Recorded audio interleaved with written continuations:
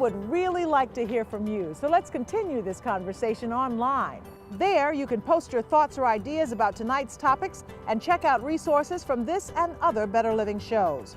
Plus, stay in the know about health-related and lifestyle topics we'll be covering next time. Joining us is simple. Go to lizwalker.tv and click on the Facebook or Twitter icon.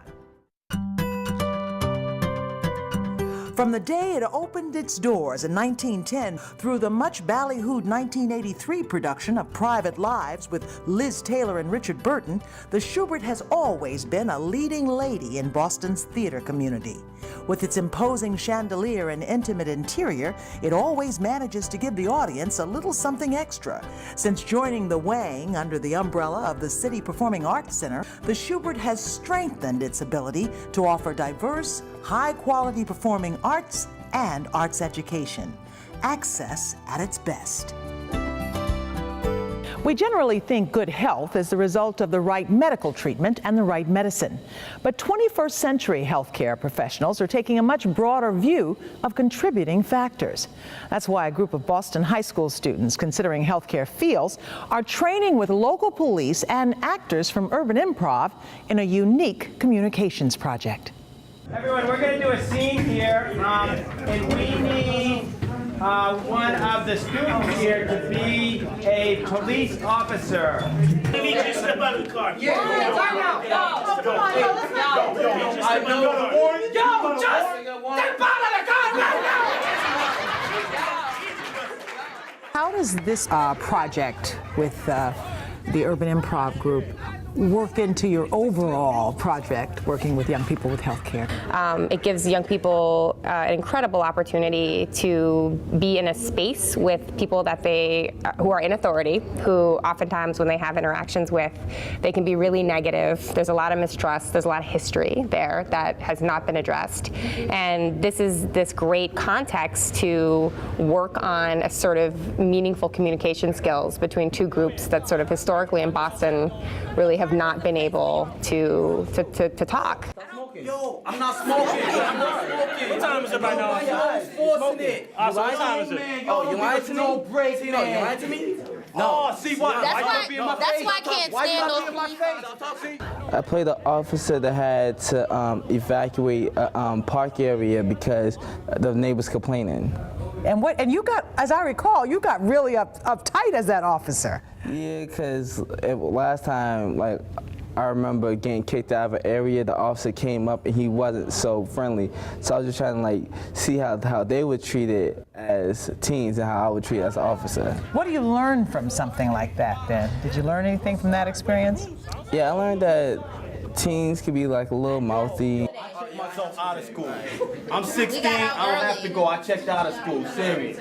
You know, I like the trades, I want to be an auto mechanic, I really don't have time for school. I'm just being this real. officer's beat, I appreciate that. It's this officer's beat. They call us, we got to keep the park clear, that's it. If you have nothing to hide, why give the officer an attitude? There goes my license, sir.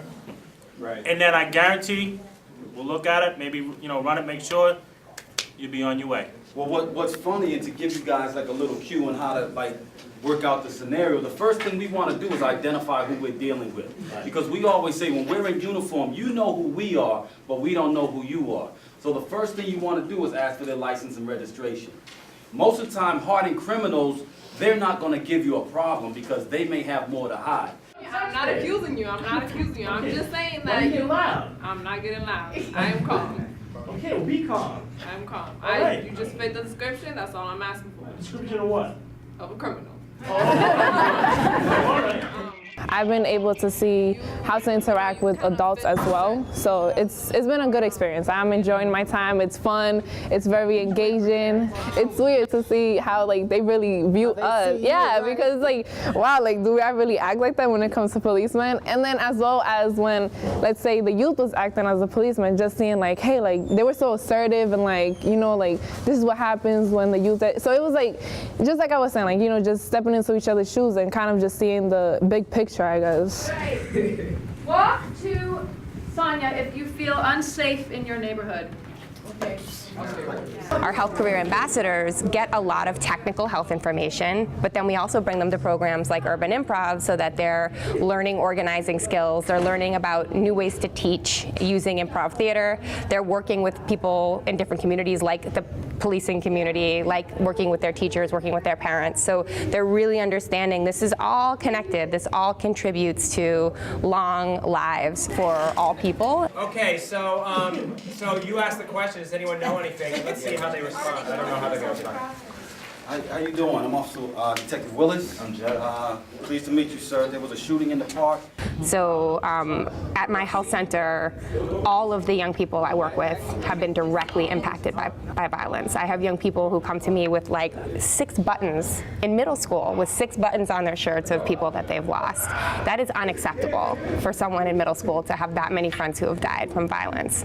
And, you know, that's an enormous burden that they should not be carrying. This is not their fault or their, you know, this is something that they have to deal with because of the context. So I think it's important to have these conversations and start to carry some of this with them, because they shouldn't be carrying it by themselves. I feel like you all need support to step up, okay?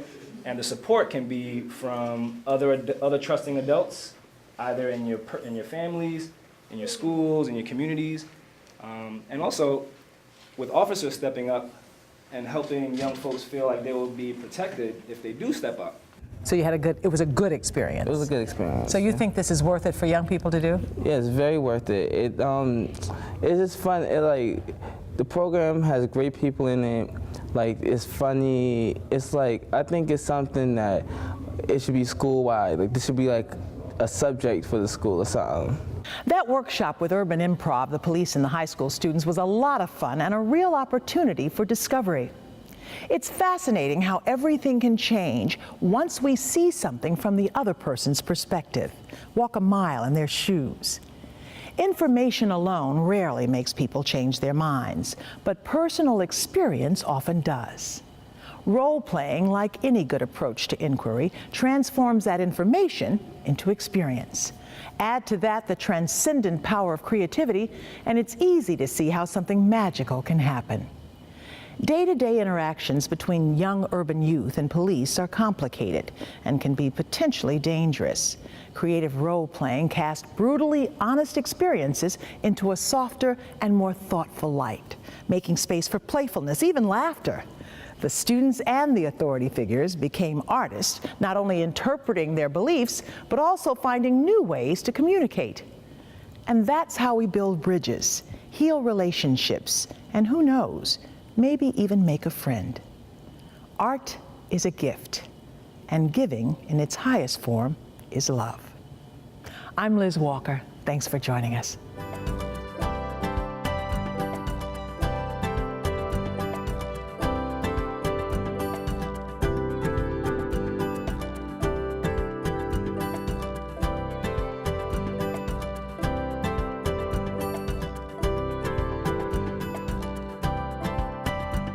Better Living with Liz Walker is brought to you by Partners Healthcare.